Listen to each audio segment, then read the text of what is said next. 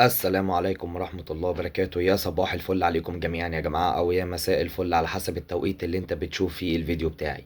طبعا يا جماعة زي ما عودتكم قبل ما نخش في موضوع الفيديو بتاع النهاردة أو الحلقة بتاعت النهاردة، ما تنساش تعمل لايك للفيديو عشان اللايك بيساعد في انتشار الفيديو إن هو يوصل لأكبر عدد من الناس المهتمين بالسفر والتأشيرات وتعديل الأوضاع، وتعمل سبسكرايب للقناة علشان خاطر القناة تكبر بيكم إن شاء الله. ولو عندك أي استفسارات يا ريت تسيبها لي في الكومنتات، وانا بفضل الله برد على 100% من اسئلة حضراتكم. نسمي الله ونتوكل على الله ونخش في موضوع الفيديو بتاع النهاردة.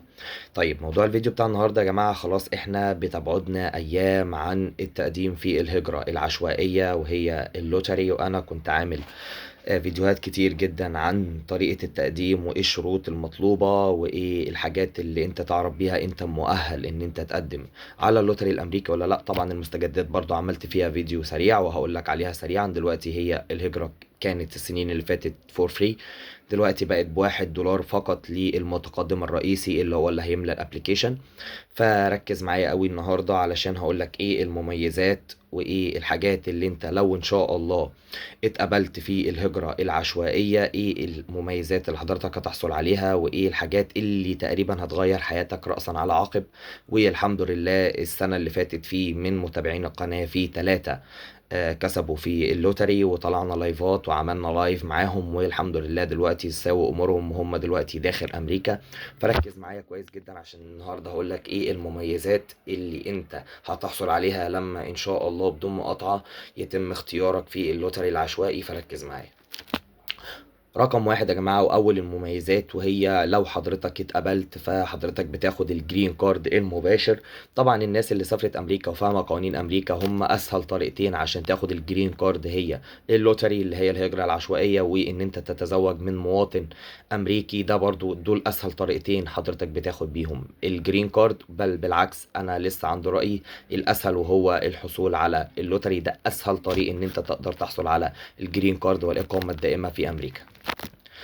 الميزة رقم 2، لو حضرتك اتقبلت في الهجرة العشوائية وسافرت أمريكا فأنت تقدر تشتغل وتقدر تدرس في أي ولاية من الولايات بدون أي قيود.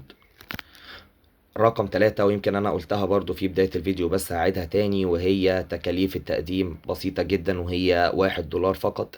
غير طبعا أنظمة الهجرة اللي هي زي كندا أو في استراليا أو في نيوزيلندا، طبعا دي بتبقى التكلفة باهظة جدا.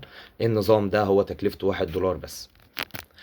رقم 4 يا جماعة، ومن أهم المميزات وأنا يمكن ذكرتها قبل كده في مقاطع فيديو كتير، وهي إن حضرتك تقدر تسافر أنت وزوجتك وأطفالك اللي هم أقل من 21 سنة. والحكمة هنا إن لو حضرتك متزوج ودخلت قدمت فأنت يعتبر داخل بفرصتين. يعني بمعنى أصح، لو حضرتك أنت كسبت وزوجتك ما كسبتش فهي كده كده هتسافر معاك، ولو أنت ما حلفكش الحظ وزوجتك هي اللي اتقبلت فبرضه أنت مسافر معاها. وفي كلا الحالتين طبعا اولادكم بيسافروا معاكم واللي هم اقل من 21 سنة. هنخش دلوقتي في الميزة رقم 5، وهي ان انت تقدر تقدم على الجنسية الامريكية بعد مرور 5 سنوات فقط. الحاجة التانية بتحصل على مزايا اجتماعية كتير زي التعليم والتأمين الصحي والمساعدات من الحكومة الأمريكية. رقم 7، وهي دي آخر حاجة، إن حضرتك بتقدر تسافر وتدخل وتخرج أمريكا بكل سهولة ويسر لأن أنت راجل معاك جرين كارد.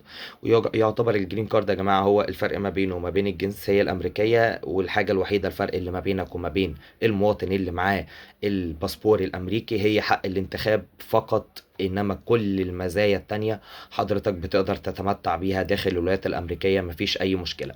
دي المزايا اللي موجودة لو ان شاء الله ربنا حالفك وحصلت او اتقبلت في الهجرة العشوائية. عشان كده انا دايما بنصح الناس ما تسمعش للناس اللي بتديك سلبيات. ما تيجيش تقول لك انا بقدم بقالي 12 سنة هي كده كده حظ.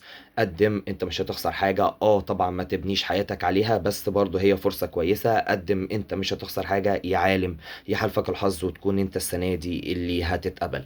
فما تنسوش يا جماعة نعمل لايك للفيديو ده لو الفيديو عجبك، وتعمل سبسكرايب للقناة، وسيب لي في الكومنتات اي استفسار عندك بخصوص الفيديو وانا ان شاء الله هرد عليكم.